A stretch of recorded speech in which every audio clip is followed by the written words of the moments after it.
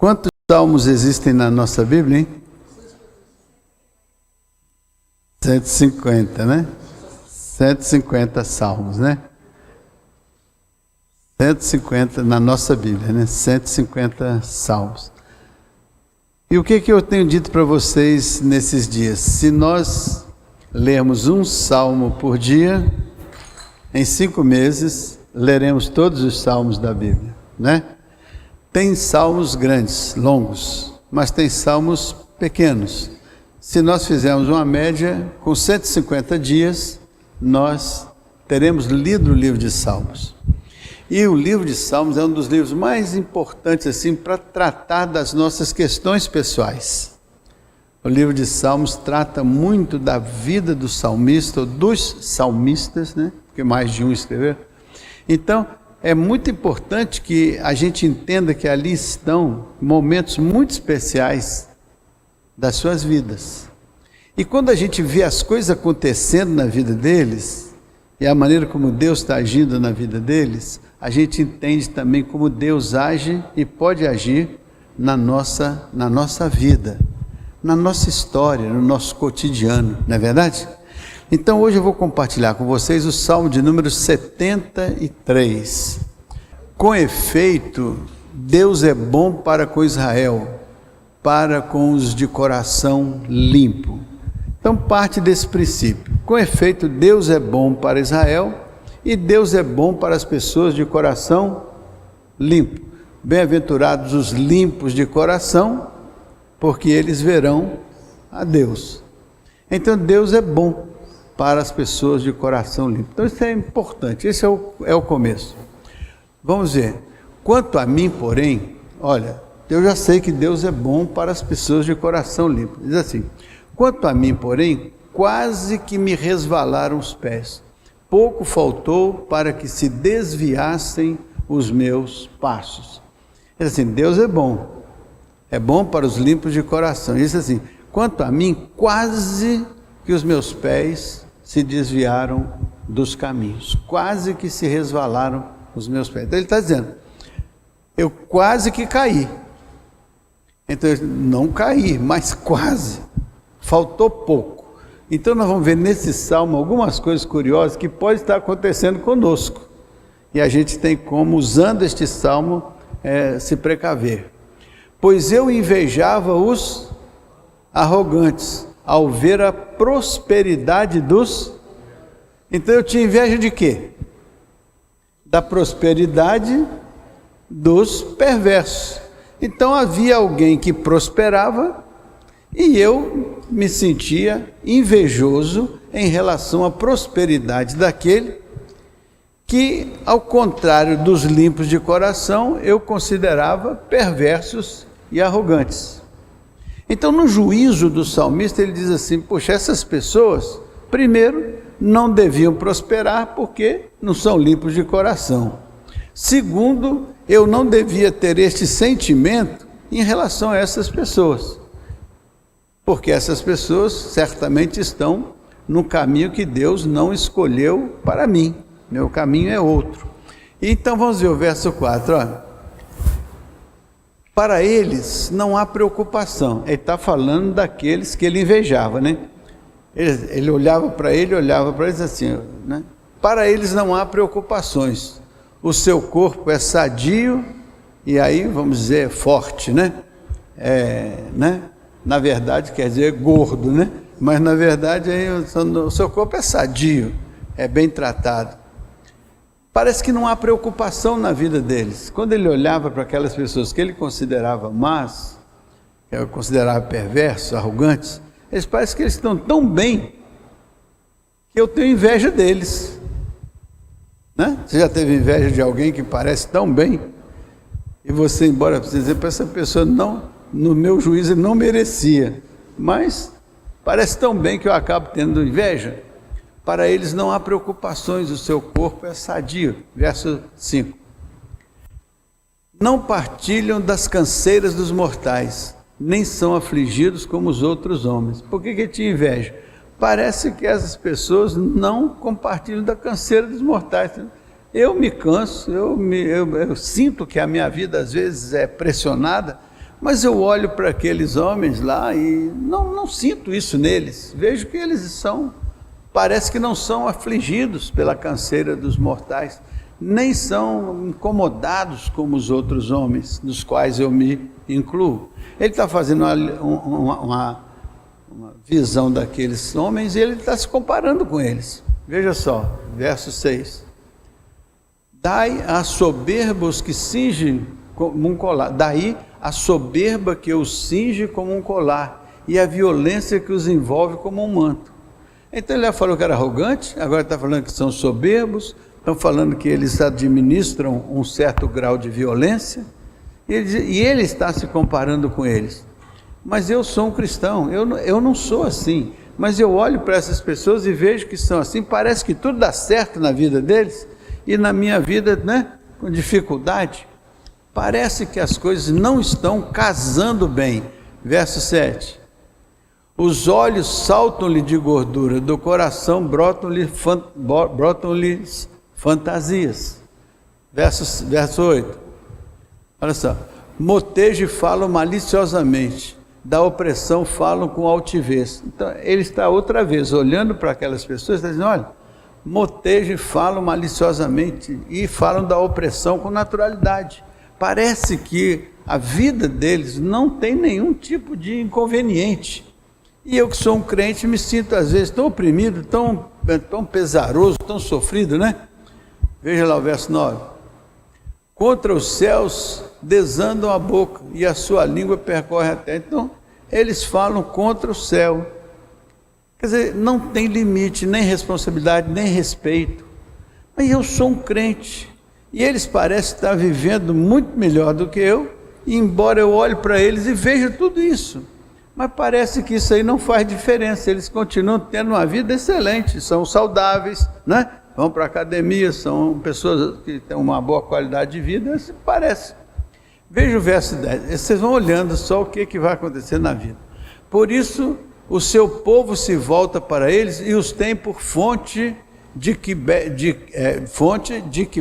a largo sol. Ou seja, eles viram exemplo para os outros.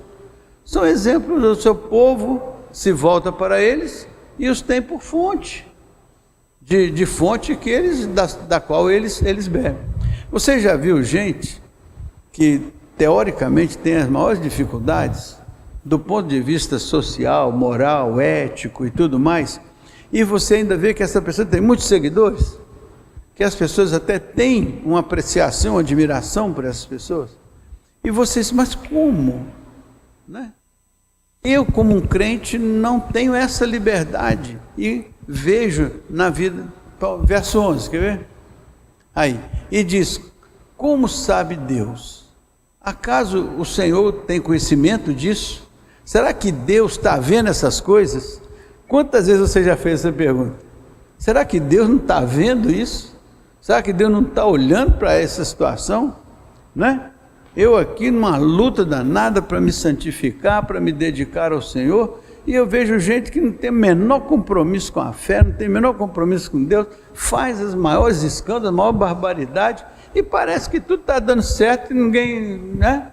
Será que Deus não está vendo isso? Será que Deus não tem consciência disso? Será que Deus não está sabendo disso? Já aconteceu de você fazer essa pergunta? Já? Acho que todos nós, de alguma maneira, não é possível, essa pessoa faz isso todo dia, e parece que não acontece nada com essa pessoa, parece que está tudo certo. E a gente tem aquela sensação, será que Deus não está vendo isso?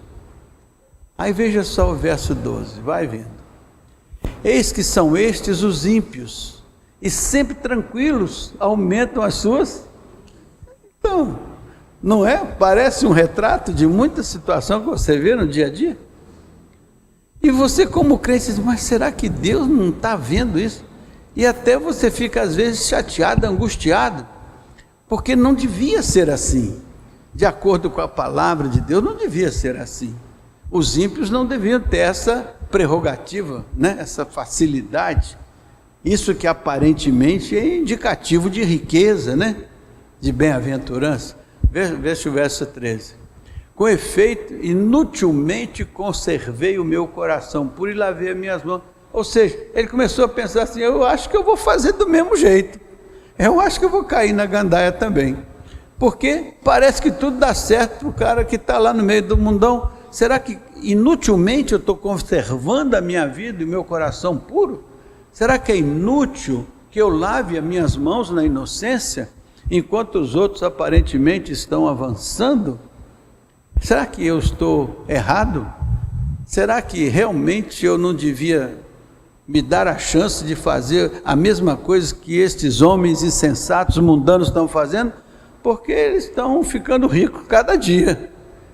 E eu estou sentindo que a situação não é, parece que ele não tem juízo para eles, parece que Deus nem se importa com isso.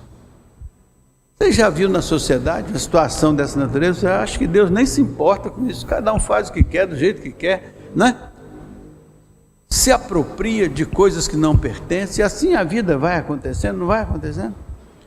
Aí veja só o verso 14, pois de contínuo sou afligido a cada manhã, e sou punido, castigado, sou disciplinado pelo Senhor. Mas esse povo vive aí, não tem nenhum compromisso com Deus, e parece que a vida deles é um mar de rosa, enquanto eu aqui me sinto oprimido, afligido, disciplinado. Olha, compreenda isso. Veja lá o verso 15. Se eu pensar em falar tais palavras, já aí teria traído a geração dos teus filhos. Se eu pensasse isso, ele já estava pensando, né?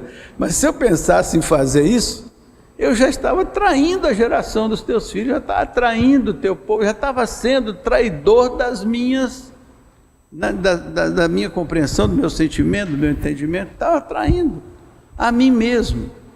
Então assim, eu sei que existe essa facilidade no mundo, mas ainda que eu achasse que eu sou um sofredor aqui, como crente, eu tenho que pagar um preço muito grande pela minha fidelidade, mas se eu deixasse esse negócio tomar conta da minha mente, do meu coração, aí eu já teria traído a geração dos teus filhos. Então, o salmista está num momento difícil, porque ele está vendo o que está acontecendo, parece que tudo dá certo na vida da impiedade, parece que tudo dá certo no desandar das coisas, e ele se sente com dificuldade de entender. E ele pergunta, será que Deus não sabe de nada disso? Será que Deus não está vendo? Então vai ver mais adiante, ó.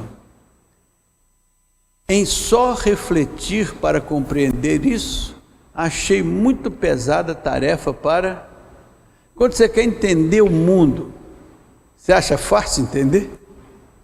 Entender como é que gente que rouba, prospera, parece que vai bem e tudo dá certo, e você fica pensando, só em refletir para compreender isso, achei uma tarefa muito pesada para mim.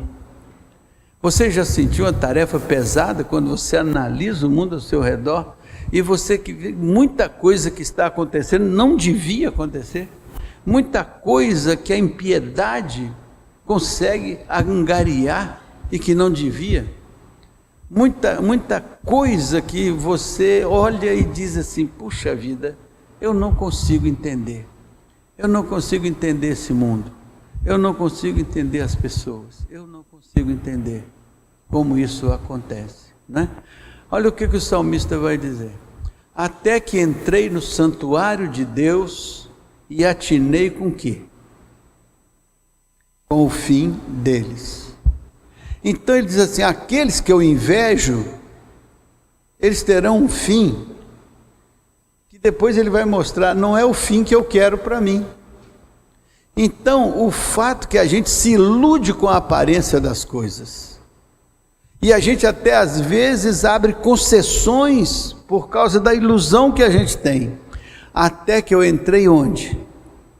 No santuário. Você só vai distinguir o certo do errado quando você entra no recôndito de Deus. O santuário aqui é símbolo do lugar onde a palavra do Senhor é refletida, é pensada, é analisada.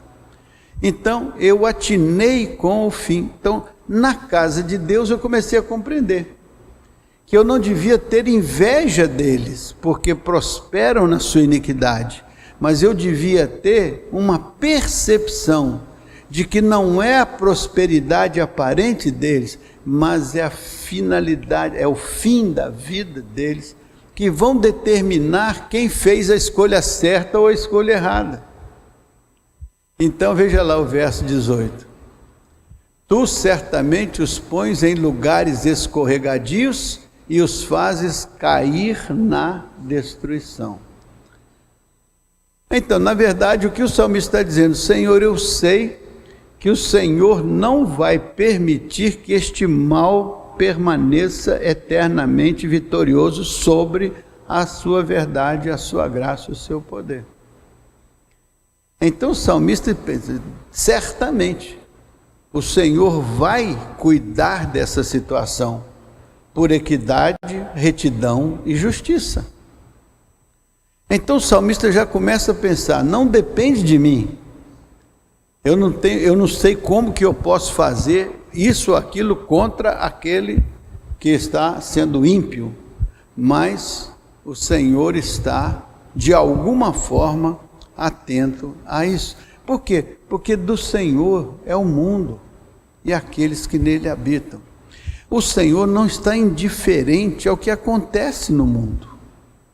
Embora a gente ache que Deus está distante ou indiferente, ou que não age, ou que não tem mudança, ou que as coisas estão piorando e que tudo vai acabar mal, tudo vai dar ruim, mas Deus está lá no seu trono, Ele está olhando essa situação. Na cabeça do salmista, ele acredita que vai haver uma intervenção de Deus naquilo que a impiedade faz.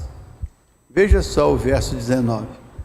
Como ficam de súbito assolados, totalmente aniquilados de todo mundo que faz a coisa errada, todo mundo que tem uma atitude desonesta, errada, tem o receio de ser descoberto, tem o receio de ser arguído a respeito da coisa errada que está fazendo. Todo mundo que faz a coisa errada tem o receio de ser visitado pelas autoridades. Todo mundo que faz a coisa errada tende a querer esconder o que está fazendo, porque sabe que não está certo. Então, ficam de súbitos assolados, totalmente aniquilados de terror, quando a coisa não acontece do jeito que a impiedade queria que acontecesse. Mas quando começa a acontecer a verdade de Deus, que revelada mostra a justiça de Deus ou a iniquidade do homem. Veja só o verso 20. Como ao sonho, quando se acorda, assim ao Senhor, ao despertares desprezarás a imagem deles. É como se fosse um sonho. Quando você acorda, você se dá conta dessa realidade, e ele está dizendo que Deus desprezará aquele conjunto do qual eu tinha inveja. Não tinha inveja? O salmista não tinha? Inveja tinha. Mas Deus está mostrando para ele, quando ele entrou no santuário, Deus está falando: não é assim como você pensa. O fim dessas pessoas não é compatível com a qualidade de vida que eles vivem ou aparentam viver. O fim deles é terrível. E ele está falando em desolação, em medo, em mal súbito. Então veja só lá o verso 21.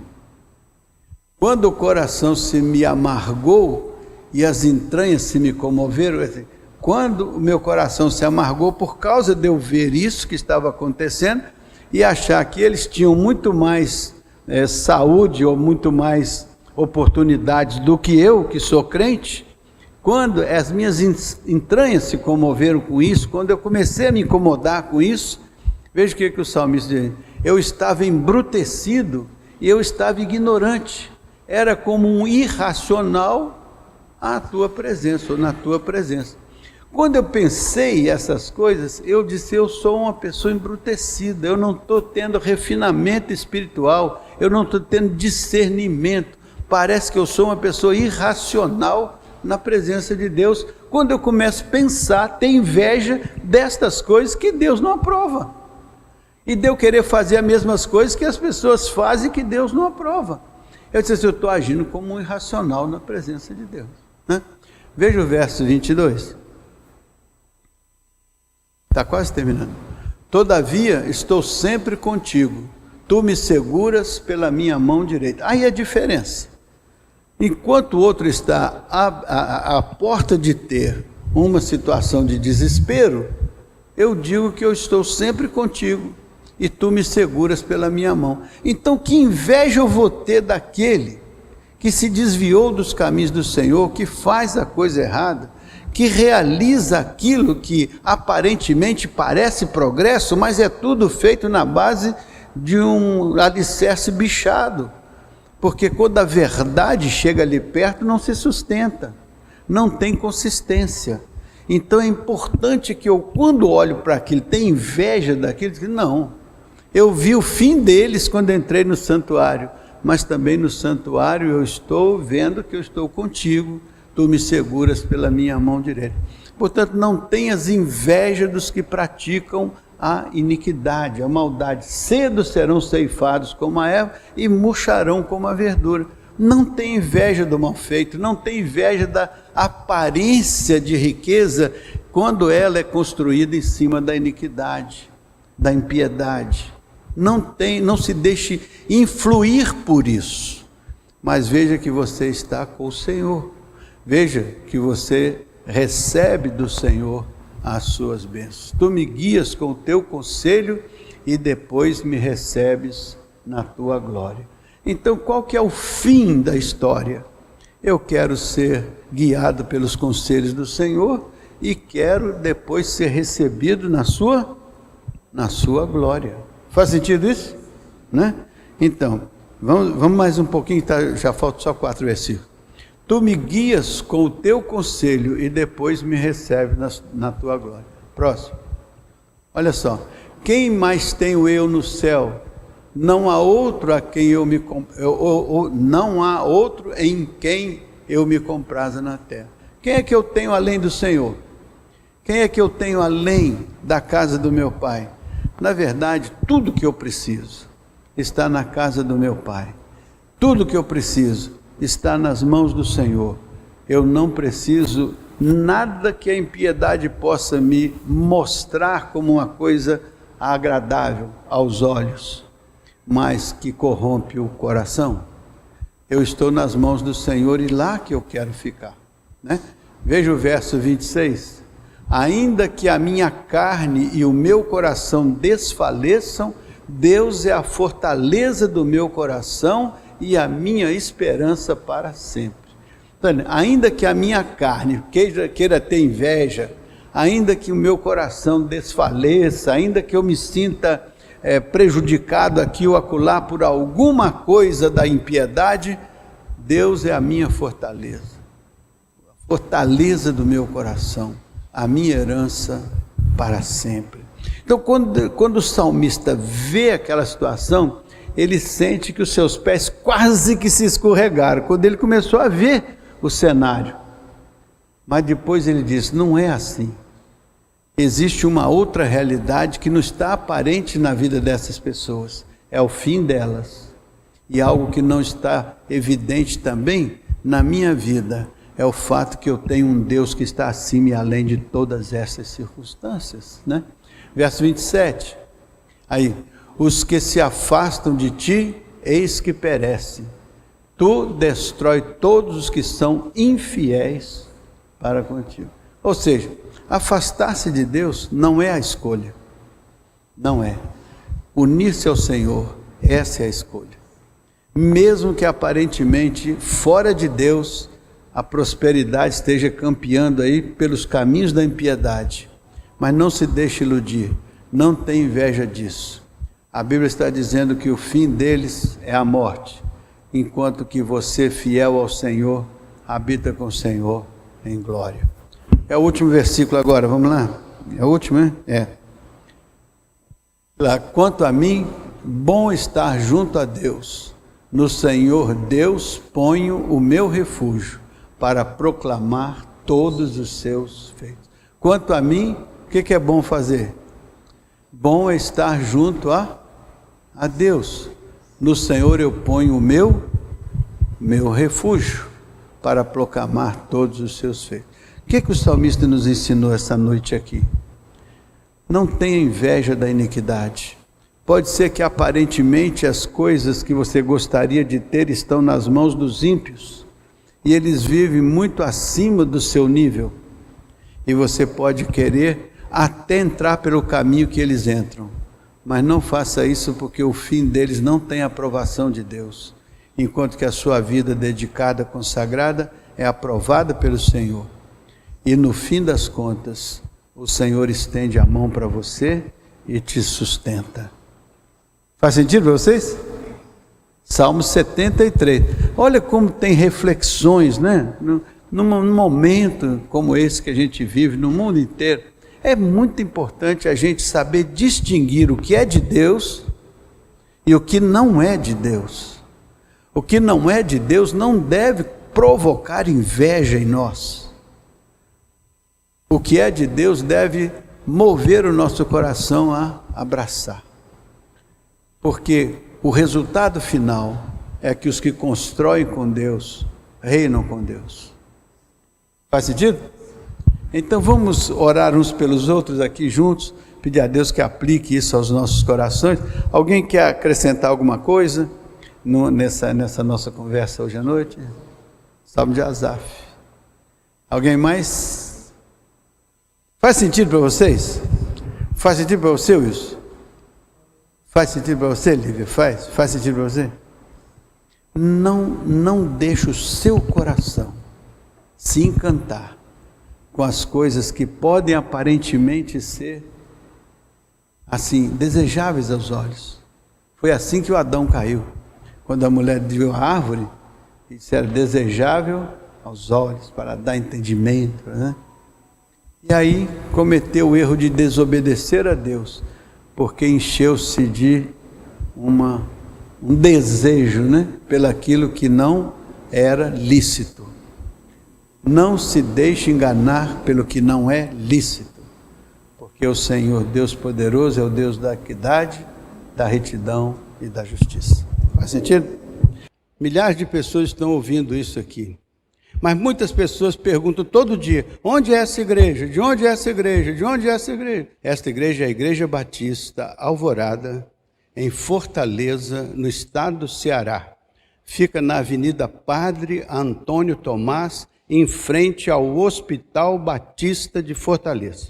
Se você mora em Fortaleza, não tem alguma igreja, está desorientado na sua relação com qualquer comunidade evangélica, venha nos visitar, venha nos conhecer, venha estar conosco durante os cultos que realizamos aqui.